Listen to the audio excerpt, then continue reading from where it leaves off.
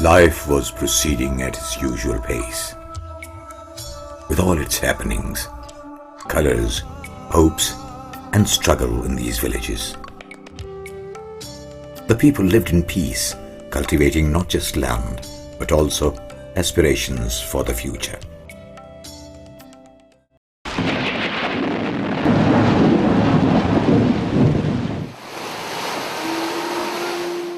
Until the rampant floods devastated everything, leaving behind nothing but absolute obliteration and its tragic consequences. And now, these fragile communities have been torn apart by the furious waters which brought ruins and misery. Mighty Indus was never this mighty before.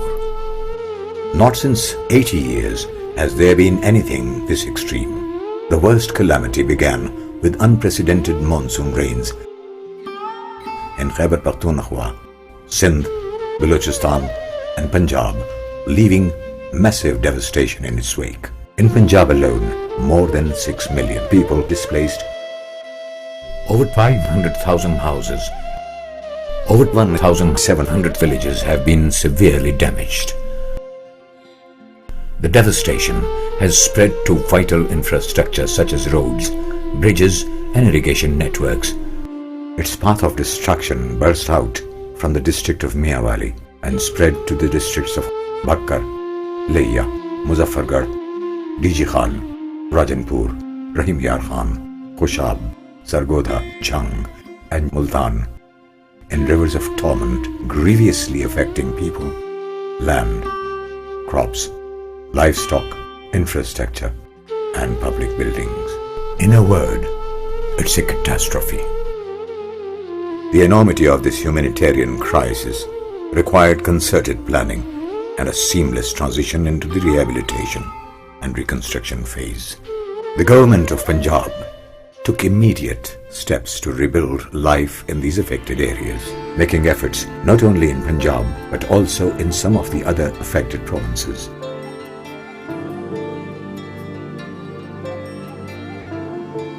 Without wasting any time, the Punjab government has acted immediately to save lives through strengthening of spurs and banks and evacuation of people in the shortest possible time. Over 327 relief camps have been set up that are distributing food, dry ration, medicine, bottled water, tents and other necessities of life. The Punjab government made swiftest possible arrangements for medical camps, labour units, dewatering sets and veterinary camps for livestock, with a determination to provide victims with even better facilities than those existed prior to the flood. The Punjab government has started construction of the model villages with an emphasis to provide modern living standards to the people who are facing the terrible hardship of having lost everything. This scheme has been divided into two different models. Model 1 is based on the construction of the new villages on government-owned land.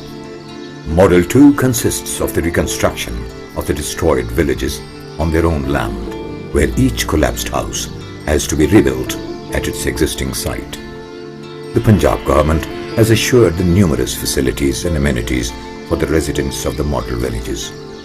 Each model village will have a technical training center, a vocational center for women, and a fully equipped medical dispensary with a lady health counselor.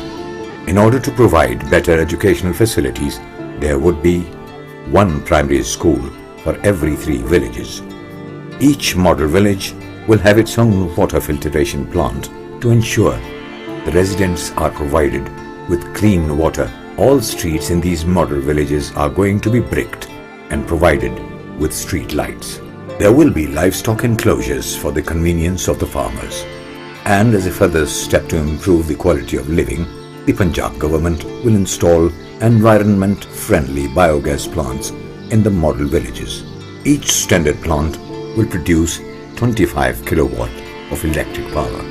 Hence, the Punjab government is committed to rebuild the lives of the affectees better than before.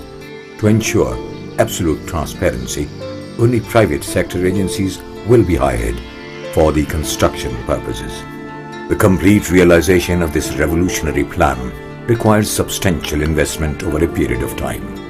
Given the enormous amount of funds the government is already spending on helping the victims survive through this calamity, it is financially highly strained, and a quick implementation of this plan requires an immense amount of funds. It is the need of the time for all these sections of society to play their role in strengthening the Punjab government's efforts for a better tomorrow. Let's return the smiles of our brethren before their tears drown the remaining hopes.